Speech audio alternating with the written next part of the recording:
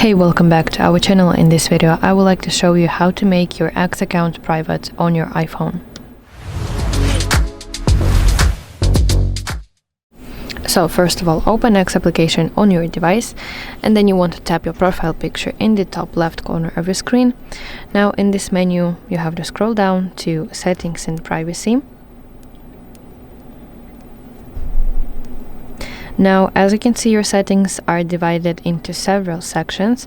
You want to go to section that's called Privacy and Safety. Now from here, go to Audience and Tagging section.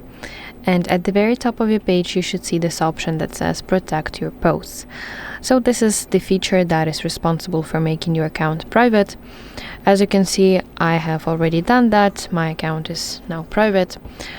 And additionally, some information, when your profile is private, only your current followers are able to see your posts, and any new people who want to follow you on X, they will have to send you follower requests that you must manually decline or accept.